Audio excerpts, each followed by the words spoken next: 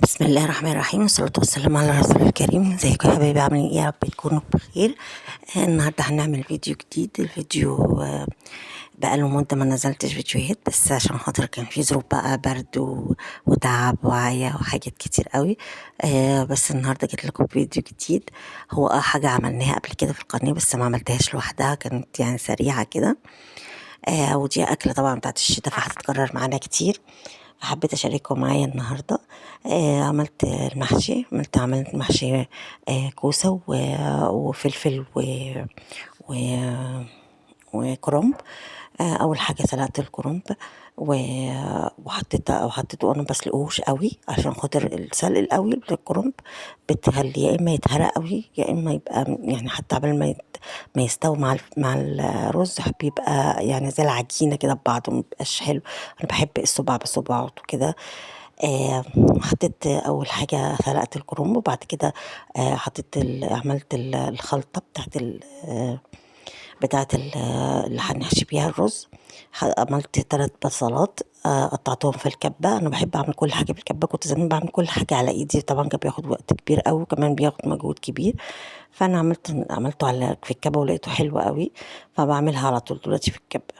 عملت البصلة، وبعد كده عملت الطماطم. طبعا الكمية زي ما انت هتعملي كميتك بقى، كبيرة صغيرة، المحشي زي ما انت عايزة.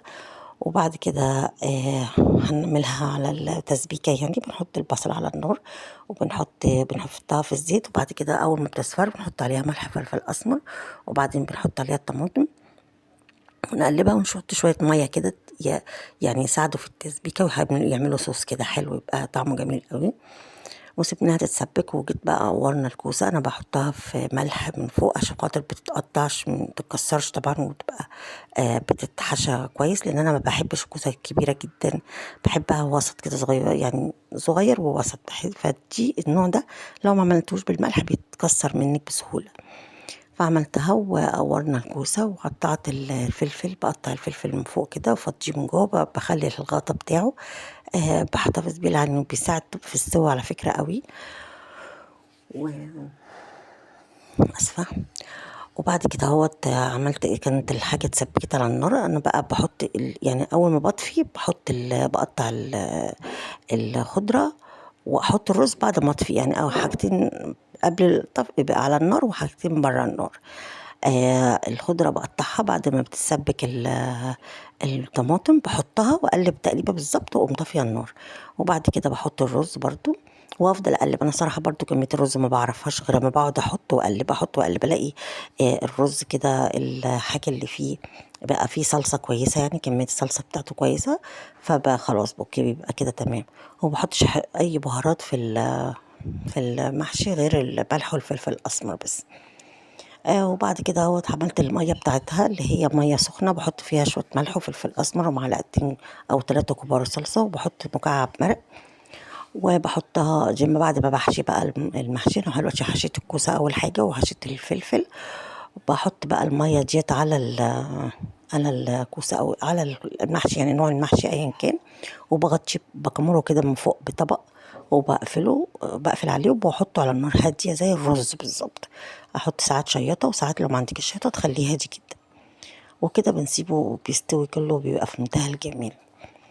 انا برضو عملت معاكم قبل كده المحشي اللي فات، كنت عامله لكم اللي هي الميه دي ووريتها لكم على الطبيعه.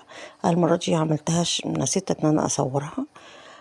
انا حشيت الاول الكوسه والفلفل على اساس ان اللي يفضل اعمله كرنب، عشان الكرنب ممكن لو فضل منك كرنب انت بتشيليه في الديفريزر عادي، بنلفه ورا بعض كده في طبق ونشيله في الديفريزر، فما بيتهدرش منك يعني. لكن الكوسه بعد ما قورتيها وكده هتضطر ترميها، والكلام ده مش هينفع. فانا عملتها كده، عملت الاول الكوسه والفلفل، وبعدين حطيت الباقي بقى، حتى عملت الكرنب كله.